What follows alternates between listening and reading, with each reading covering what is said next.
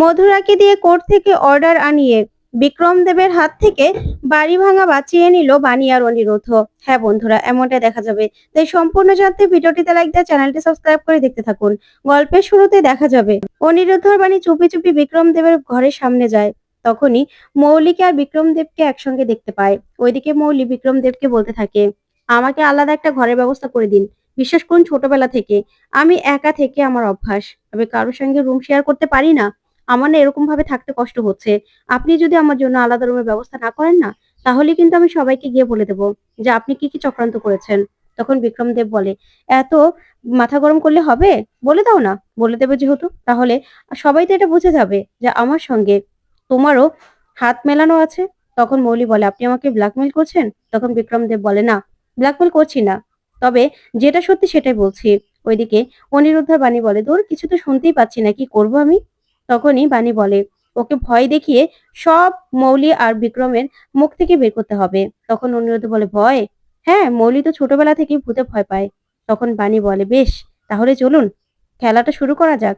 তারপরে বাতিটা অফ করে দেয় হঠাৎ করেই অনিরুদ্ধ বাণী। ওইদিকে মৌলি ভয় পেয়ে যায় আর বলে, বাতিটা অফ হলো কি করে? তখন বিক্রম দেব বলে, তোমাদের কি ইলেকট্রিসিটি বিল দেয় না নাকি? তখনই ভূত হয়ে চারদিক থেকে নাটক করতে থাকে অনিরুদ্ধ আর বাণী। ওইদিকে অনিরুদ্ধ বলে, ভুল করেছিস তোরা, তোরা পাপের শাস্তি পাবি। তখন বিক্রম দেব বলে, কে? এখানে কে আছে? তারপরে দুজনে ঘর থেকে ভয় পেয়ে পালিয়ে যায়। তখন অনিরুদ্ধ আর বাণী এসে হাসতে থাকে। তারপরে অনিরুদ্ধ কতগুলো ফাইল পায় বিক্রম দেবের ঘরে, যেখানে বিক্রম দেব কি কি দুর্নীতি করেছে, তারপরেই ট্যাক্স খিলাপি করেছে, আরো কি কি করেছে সবকিছু যেখানে ছিল। তখন অনিরুদ্ধ বাণীকে বলে, দেখো, ফাইলগুলো দেখো, এগুলো দেখালেই তো পুলিশের কাছে ধরা পড়ে যাবে বিক্রম দেব।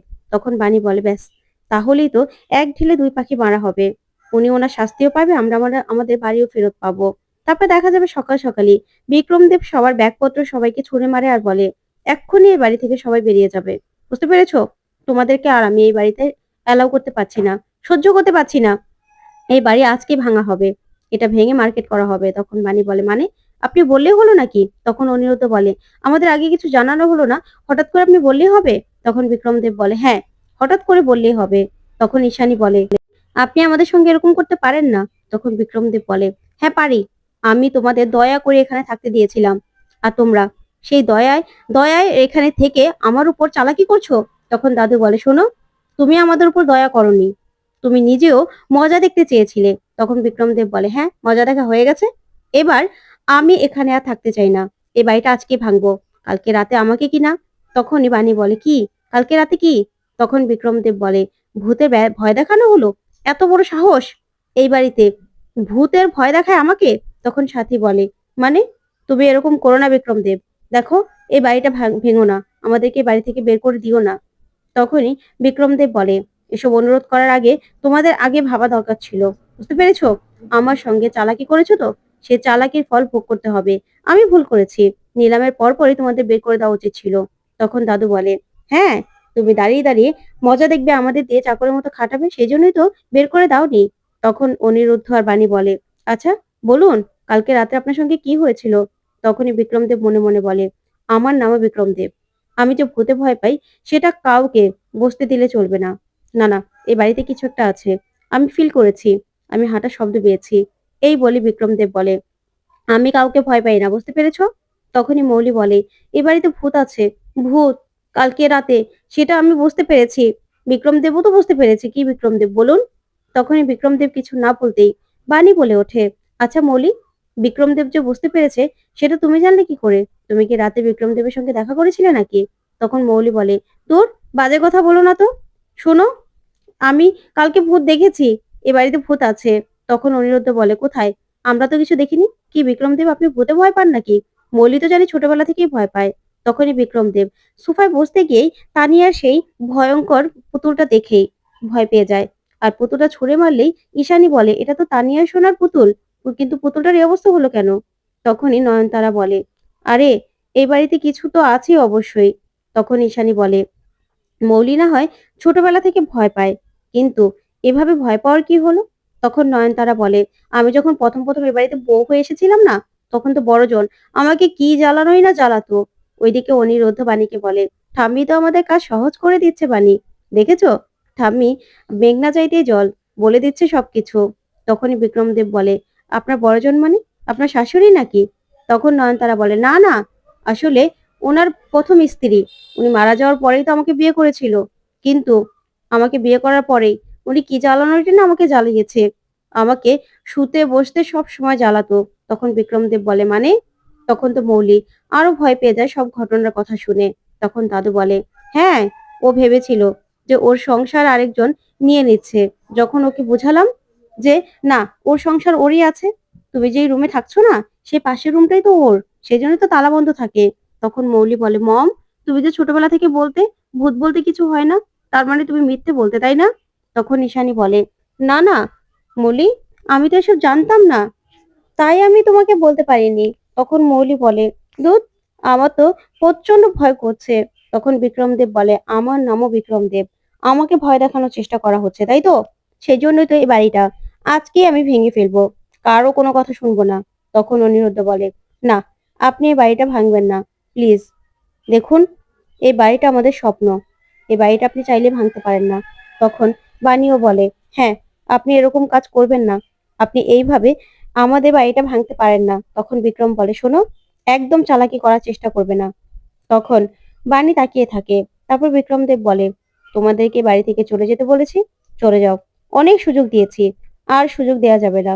তখনই মৌলি বলে, আমি তো ভূতের মুভি শুনেছিলাম, ভূত আসে, আবার এই বাড়িতে আবার ভূত চলে আসবে না তো?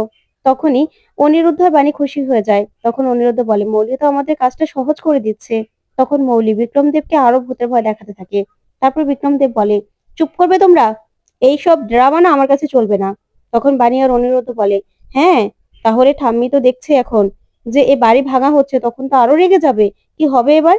তখনই বিক্রমদেব নিজের লোকদেরকে ফোন করে আর বলে, শোনো, এই বাড়ি আজকের মধ্যেই ভাঙতে হবে, বললাম তো আমি, আমি আর সময় দিতে পারছি না। ওইদিকে অনিরুদ্ধ আর বাণী বলে, তোমরা সবাই চলো, তোমাদের সঙ্গে সবার সঙ্গে কথা আছে।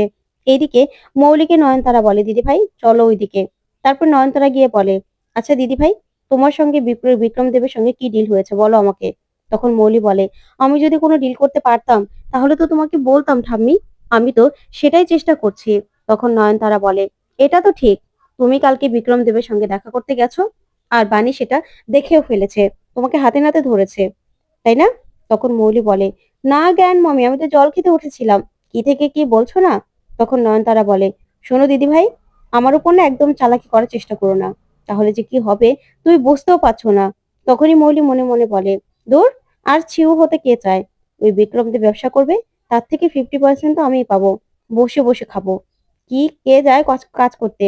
তখনই মৌলি বলে, দূর গ্র্যান্ড মামি, কি যে বলো না তুমি, আমার না কাজ আছে। এই বলে মৌলি চলে গেলে নয়নতারা বলে, কিছু তো একটা চলছে দিদি ভাই, আমি সেটা বুঝতে পারছি। তখনই মৌলির ফোনটা হাতে পেয়ে যায় নয়নতারা। তখনই নয়নতারা বলে, এবার তোমাকে জানতেই হবে। এই বলে বিক্রমদেবকে ফোন করে মৌলির ফোন থেকে, আর মৌলির মতো গলা করে কথা বলে। তখন বিক্রমদেব বলে, চিন্তা করো না, তোমার শেয়ার তুমি ঠিক পেয়ে যাবে। তখনই নয়নতারা বলে, বোকা মেয়ে, যাকে আমি সব পাওয়ার জন্য, সব সম্পত্তি একা ভোগ করার জন্যই তৈরি করেছিলাম, সে কিনা শেয়ার নেবে? ছি ছি, এবার আমাকে পথে নামতে হবে। অন্যদিকে মধুরা ম্যাম কোর্টে যাওয়ার জন্য বের হচ্ছিল। তখনই বাণী আর অনিরুদ্ধ আসে, আর ও বাণী বলে, মধুরা ম্যাম, আপনাকে কিছু দেখানোর আছে। তখনই বিক্রম দেবের সেই ফাইলগুলো সব দেখায় আর বলে, দেখুন, এখানে সব বিক্রম দেবের দুর্নীতির সব প্রমাণ রয়েছে। তখন মধুরা তো সমস্ত কাগজপত্রগুলো দেখে বলে, এগুলো যদি জেনুইন হয় তাহলে তো খুব বড় অপরাধ করেছে, এটা তো শাস্তি হবে। তখনই অনিরুদ্ধ বলে, হ্যাঁ। তারপর বাণী বলে, কিন্তু ম্যাম, ওরা তো আমাদের বাড়ি ভাঙার কাজ শুরু করে দিয়েছে, আপনি আটকান যে করে হোক। তখন মধুরা বলে, দেখো, কোর্ট থেকে স্টে অর্ডার যে আমি বের করতে পারবো এখনই, সেটা আমি তোমাদের কথা দিতে পারছি না, তবে তোমরা অন্য জায়গায় একটা থাকার ব্যবস্থা করে নাও। তখন অনিরুদ্ধ বলে, কেন? তখন মধুরা বলে, দেখো, আমি তো স্টে অর্ডারটা এখন বের করতে নাও পারি, কিন্তু তোমরা তো বললেই যে বাড়ি ভাঙার কাজ করবে আজকে থেকে, তাহলে তোমাদের সেখানে থাকাটা সেভ হবে না, তার জন্য বললাম যে অন্য একটা ব্যবস্থা করে নাও। তখন বাণী বলে, ঠিক বলেছেন ম্যাম, বাড়িতে বয়স্ক মহিলারা আছে, পুরুষরা আছে। তখন মধুরা বলে, আমি সর্বোচ্চ দিয়ে চেষ্টা করছি। অন্যদিকে কুয়াশা বিদ্যুৎকে বলে, শোনো, তোমাকে আপাতত একটা কাজ দিতে পারি, ওই রায় ম্যানশন ভাঙা হবে। তখন তো বিদ্যুৎ খুশি হয়ে যায়, বলে, রায় ম্যানশন ভাঙা হবে, তাহলে তুমি যাবোই, এই মজাটা তো আমি মিস করতে পারবো না। ওই রায় ম্যানশন ভাঙাটা আমি নিজের চোখে দাঁড়িয়ে দাঁড়িয়ে দেখতে চাই। অনেক অপমান করেছে আমাকে, অনেক অহংকার করেছে, আজকে অহংকারের পতন হবে। এই বলে বিদ্যুৎ বেরিয়ে যায়। অন্যদিকে দেখা যাবে বিক্রমদেব লোকজন নিয়ে বাড়িতে আসে আর এসেই বলে, পুরোটা মেপে নাও, কিভাবে কি ভাঙবে। তখনই বানি আর অনিরুদ্ধ চলে আসে আর এসেই বলে, কি করছো তোমরা? এখানে কোনো বাড়ি ভাঙা হবে না। আচ্ছা, আপনাকে বললাম না যে আপনি এরকম একটা কাজ করতে পারেন না? আপনি কেন আমাদের অনুমতি ছাড়াই বাড়ি ভাঙার চেষ্টা করছেন? তখন বিক্রম বলে, আমার নামও বিক্রম দেব। আমি তোমাদের অনুমতি কেন নেব? এই বাড়িটা আমার। এটা আমি কিনেছি, বুঝতে পেরেছো? তোমাদের এই বাড়ি নয়। তাহলে এসব কেন করছো? তখনই মীনাক্ষী সব লোকদেরকে তাড়িয়ে দিতে গেলে বিক্রম বলে, একদম না, এই ভুলটা একদম করবে না। ওরা আজকে বাড়ি ভাঙবে। আজকে বাড়িটা ভেঙে পুরো গুড়িয়ে দেবো আমি। তখনই ঈশানী বলে, আপনার কাছে হাত জোড় করে বলছি, প্লিজ বাড়িটা ভাঙবেন না। ওইদিকে বারবার করে অনিরুদ্ধ মধুরাকে ফোন করতে থাকে, কিন্তু মধুরা কিছুতেই ফোনটা ধরে না। তখন সাথী বলে, প্লিজ বিক্রম, এরকম করো না। এই বাড়িটা আমাদের সবকিছু। তুমি প্লিজ এটা ভেঙো না। তখন বিক্রম বলে, তাপসকে বিয়ে করার আগে মনে ছিল না? তুমি আমাকে রেখে তাপসকে বিয়ে করে এই বাড়িতে চলে এলে। তোমার বাবা মা তো রাজি ছিল না, ফ্যামিলিও রাজি ছিল না। তারপর থেকে দেখো হুইল চেয়ারে বসে আছো। হুইল চেয়ার থেকে তো আর উঠতেও পারলে না। আর তোমার স্বামী, সে তো আরেকজন মহিলার সঙ্গে গিয়ে সংসার করছে। সে তো তোমার সঙ্গেও থাকছে না।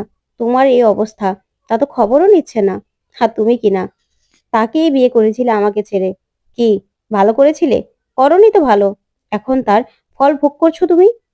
তোমার স্বামী তোমাকে ছেড়ে দিয়েছে, তাহলে কি লাভ হলো? তখনই অনিরুদ্ধ প্রচন্ড রেগে যায় আর বলে, মিস্টার বিক্রম দেব, একদম মুখ সামলে কথা বলবেন, এইভাবে কথা বলবেন না।